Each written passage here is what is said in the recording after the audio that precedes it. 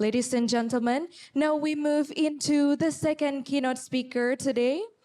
For our second keynote speaker, we are privileged to welcome Professor Byron Good from Harvard University as an eminent scholar in medical anthropology and global health. He will speak on the place of mental health interventions in post-conflict settings, reflections on Aceh 2005 until 2025. To guide this keynote session, I now hand the floor to the chair, Ms. Dian Rubianti. Please welcome Ms. Dian Rubianti and Professor Byron Good for this session. Assalamualaikum warahmatullahi wabarakatuh. Salam sehat and a very good morning to everyone. It is my absolute pleasure to welcome you all to the 10th International Conference of Aceh and Indian Ocean Studies. This year's event carries more significance as we also commemorate 20 years of peace in Aceh. Today, we are truly honored to be joined by Professor Good. Selamat pagi, Prof. Apa kabar? Yeah. So we would like to welcome you to the stage. Professor Good work has not only made a remarkable impact in his field, but also touched and shaped the lives of many Acehnese, especially those who are unlucky to have mental illnesses across 14 districts, 75 villages. So let's welcome Professor Good on the stage.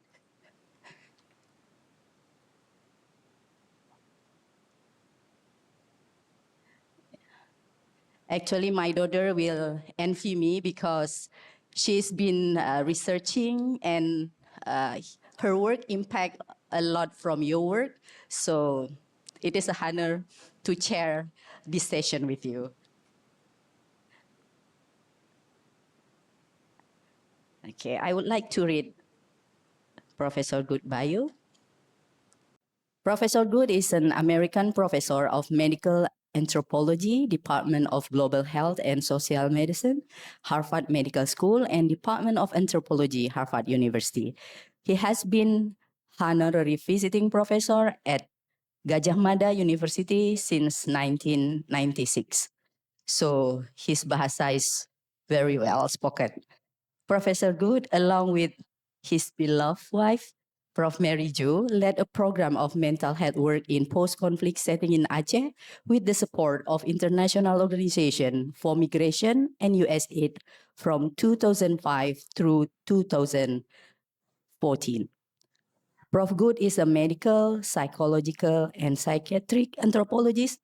Excuse me. He has contributed primarily to the field of psychological anthropology, and his writing have explored the cultural meaning of mental illnesses, patient narrative of illness, the epistemic perspective of biomedicine, and its treatment of non-Western medical knowledge. He's author of more than 13 books, published over 140 articles, and of course, we are lucky as an Acehnese to have Prof. Good and his wife to work in Aceh. So touch many those who have a mental illnesses problem, because mental illnesses sometimes is the disease that unseen. It's different from like physical things that we can see, the scars, but the scars in the heart that you heal with Prof. Mary Jo, it's really something. So on behalf of the Acehnese, I thank you. And then without further ado, please welcome Professor Byron Joseph Good. The stage is yours.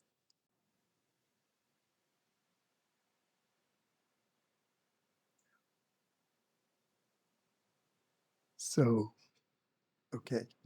So thank you so much for that warm welcome. Thank you very much for the honor of being amongst the very first speakers in this event.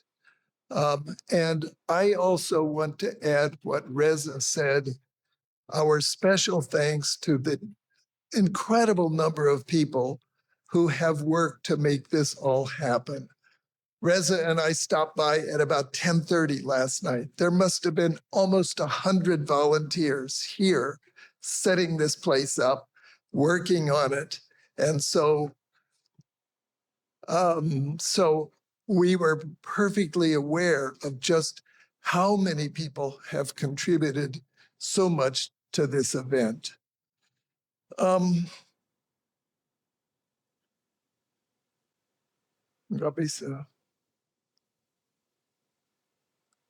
Okay.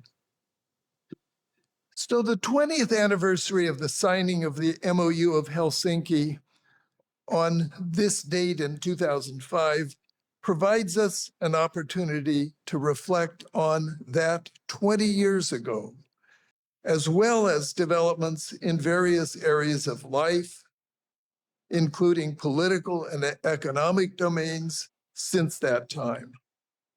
Now, my own work at that time focused on mental health, as it does until today. In August of 2005, Steve Cook, then the national director of the International Organization for Migration in Indonesia, IOM, asked Professor Mary Jo Delvecchio Good and me to lead a set of mental health activities in post-conflict communities in Aceh. And I just want to note here that as our colleague just said, that Prof. Mary Jo was my full collaborator and constant companion throughout that work. She led the data analysis of the project I'll talk about and is in all ways co-present in everything I say today, though she is in Cambridge and cannot be with us in person today. In this talk, I want to reflect backwards on what we and our colleagues learned about mental health conditions in the high conflict areas of Aceh in early 2006, less than 6 months following the MOU, and about the diverse mental health interventions undertaken in response to what was recognized to be remarkably high levels of post-conflict violence. Based on those observations, as well as our discussion with mental health leaders over the past 3 years, I want to reflect on questions such as the following. What are the most effective forms of post-conflict mental health interventions? Can mental health interventions play an important part in the peace process, and how? Did mental health programs supported by donors during the post-tsunami, post-conflict period lead to new forms of mental health services for Aceh over the following 20 years? How effective were those projects? And in retrospect, how has the Aceh model influenced the development of mental health services throughout Indonesia? Now, I want to just say a word about this book because I see this project today as being linked to a larger project that begins with a notion, if you will.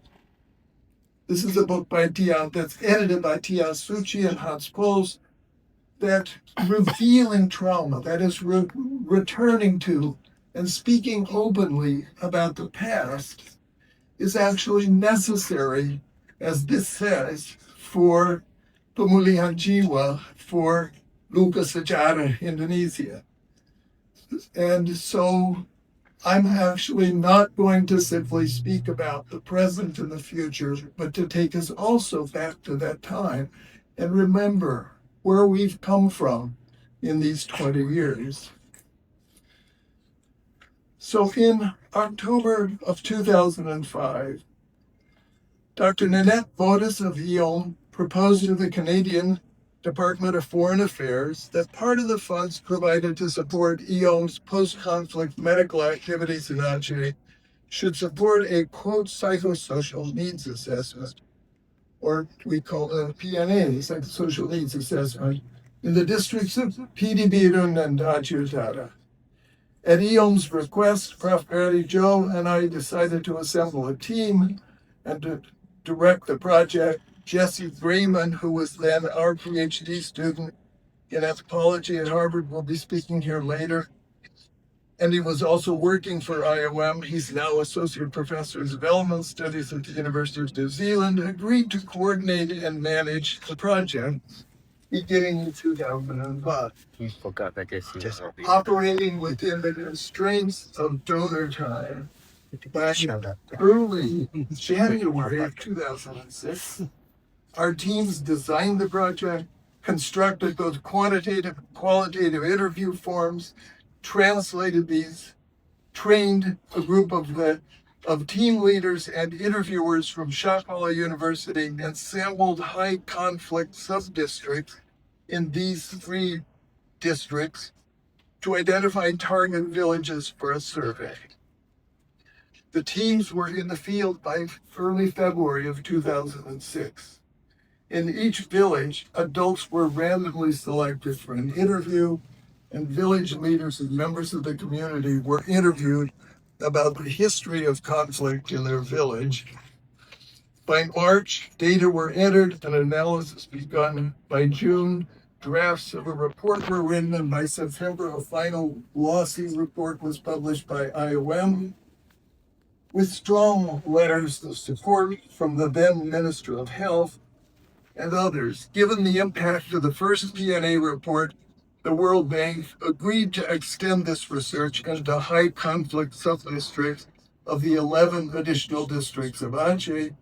Primary research following the same methods was conducted in July of 2006, and the final report of the second PNA research was published by IOM in 2007. Now I want to just show you some photos. This, of course, is a kind of reminder of the map that IOM used, and to remind us of what the period was like still as we came and entered into the field. So we went out into the field, into villages. Teams went out, sat, met with the village leaders, agreed to a process, returned to do the surveys themselves, would go in, do sampling of households, and then within households, sample individuals, select from the community persons for qualitative interviews, and then listen to stories. Now, it's important to recall what Aceh was like when the first PNA research was conducted in February 2006. Major cities and much of the coastline were still destroyed, covered in the wreckage of the tsunami, and the ghosts of the dead and the missing haunted the countryside. Up in the hills, the burned out shells of schools and homes were a reminder of just how near the conflict remained. Many villages were devoid of the chickens, goats, and cows that are part of the usual landscape, taken by military forces in the conflict. Military posts were still present in the countryside, often placed nearby primary healthcare centers, monitoring those for potential combatants seeking emergency care. The peace process was just beginning to be implemented. Former combatants were slowly and warily making appearances in the towns and villages. There remained a deep sense of uncertainty that the conflict would indeed not return, and the experiences of the violence, traumatic memories of interrogations, torture, and killings were fresh wounds at that time. Our young student interviewers were often laughing and socializing as they went off to do a day's interviews. They returned in the evenings, often largely silent, deep in thought about the stories they had heard during the day. Now, the quantitative findings of the PNA bore witness to the horrific violence experienced by communities assumed to be the source of combatants. And the figures look like this. In the 3 districts in which we conducted that initial survey, for example, 78% of all adults surveyed reported having experienced conflict. 39% had been beaten. 18% reported being tortured. 5% reported having a spouse killed. 5% reported one of their children had been killed. And 41% reported having a family member, or a friend killed. I personally remember watching the results of the initial data runs appear out of the computer with a sense of shock and horror. Findings reflected the stories we'd heard, but somehow I had held on to the hope that these stories were the extreme examples rather than the norm. Rates for certain traumatic events varied by gender and age, as well as district. And you can just scan over this a bit to see the difference between male and female rates. For example, 56% of men and, quote, only 20% of women reported being beaten. 25% of men and 11% of women reported being tortured.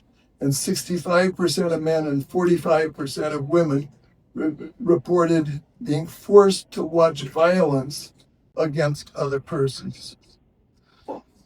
In Byron and Aceh, 85% and 87% of adults reported experiencing combat, bombs, or firefights, compared with 66% in PD. And in Byron, 67% of young men aged 17 to 29 had head trauma from being beaten to the head or suffocated. Well, there are variations in rates of violence and traumatic experiences. These were shockingly high for all groups. And as we would present our findings to groups in Aceh, audiences would often become silent, reflecting on what they had heard, on what for many of them was hidden away out of sight up in the villages in the hills. And let me just add a couple of slides here. It just again shows you the differences across areas. And not surprisingly, 6 months after the conflict formally ended, there were still very high rates of levels of symptoms of depression, anxiety, and PTSD reported by adults living in these rural communities. I would say, from using comparative data, levels among the highest reported in similar research any place in the world. So these simply give you some kind of senses of, if you look then at these data. This is a slide simply that says that the higher the rates of traumatic experience, the higher the rates of symptoms that people had. This is the slide that was in some ways very shocking to people, simply to see the number of persons who had suffered head trauma and who had been beaten or suffocated as part of their experiences of the violence. And this is the reports that came out. Now, the stories that were told to us at our interviews matched the horror of the quantitative findings of the research. In one village, our interviewers left in such shock that Jesse Raymond, coordinating the project, arranged for IOM to send a mobile mental health team up until this village. So I'll take you through a little of this.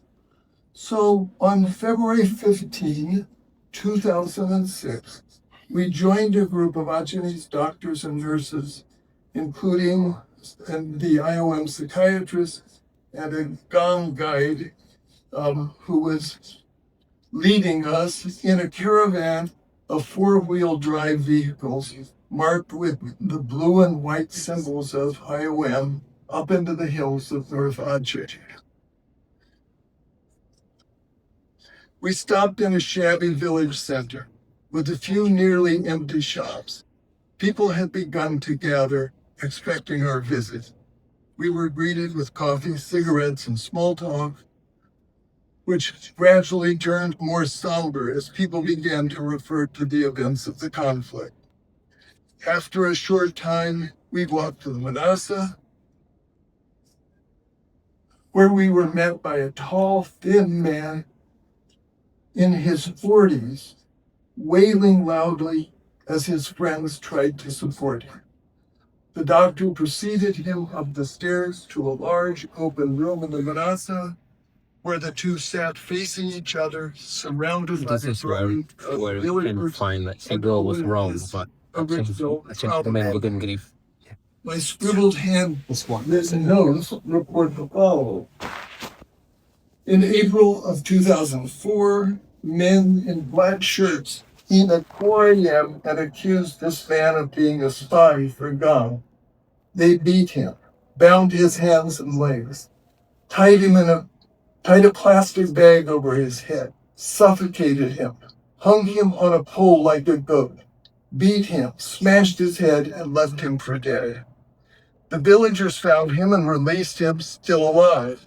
But since then, he can't sleep, he can't work, he can't take care of his family, he cries constantly. The doctor took control, grabbed his hands, said a prayer with him, calmed him, took his blood pressure, gave him an injection of a sedative, and soon he was sleeping quietly. Thunder and lightning crashed outside as one by one villagers came to tell their stories to the doctor. Mary Jo and I joined, chatting with those surrounding the doctor. Remember, we're now in February of 2006. I began a conversation with a man sitting quietly, smiling. "How are you?" I asked. His eyes began to water. They came and took everything from his house. The villagers were forced to leave, and when he came back, his house was empty. Everything was gone. The chickens were gone. Everything was gone. He feels sad. He cries easily. Often sleeps at 9 p.m., then wakes up at midnight. He has little appetite. He was beaten for a long time and couldn't work. He is now a bit better, but he still has pain in his body. He looks severely depressed. Sorry.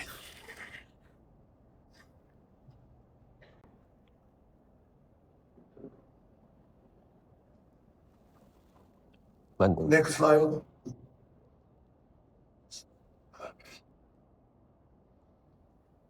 A woman tells her story to the doctor. Her husband was taken in 1990, cut open and killed while she and her children were forced to watch. She has a pain in her heart. She feels sad, easily frightened. They cut off his ear and put it in the Manassas. She doesn't know where his head was put. She suddenly makes a note, and the mood lightens. And so the stories went on for nearly 5 hours until the doctor had had all he could take and asked a trainer from the local soccer team to massage him. We all relaxed for a bit, then took our leave. Next slide. Next slide. Now, these were, of course, only a part of the stories we heard. Whenever Mary Jo and I joined the teams, the women wanted to talk not with me, but with Mary Jo. Things. Unlike many NGO reports that use the term women and children, but I've gone down with honor to report that the most vulnerable victims of violence, the women were often as opposed to that, told stories of great heroism. That is, women, and many of those report women and children, were treated as though they were also children. And opposed to that, they would tell stories of remarkable heroism. They would band together to ensure that no woman was left alone when a soldier would come into someone's house to prevent sexual violence. One Javanese woman married to an Acehese man reported how she stood in front of her husband and the military, looking at them, and shouted in Javanese, "If you want to kill him, you have to kill me first." Women described going in groups to the police station to demand that their husbands and sons be free.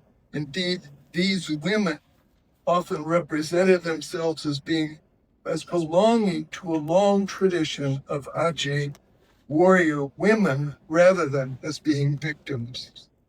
And this is just from the time, a reminder of the empowerment of women during this period of time.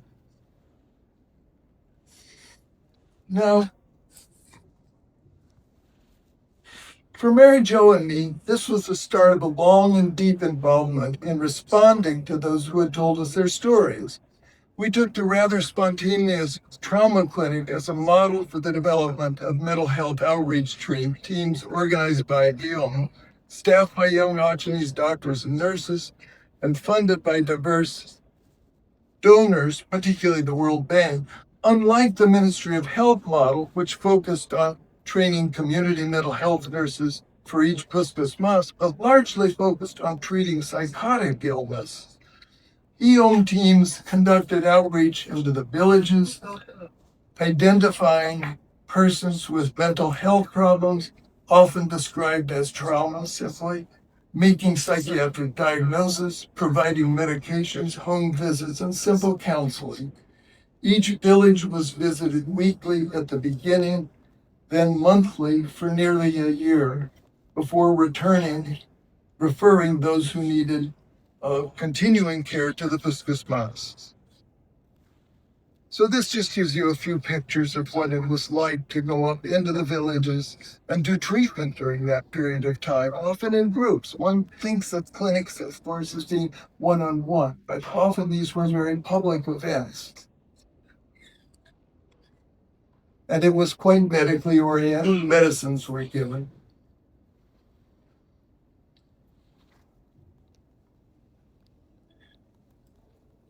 These teams treated over 2,000 persons in 75 villages in 2 phases.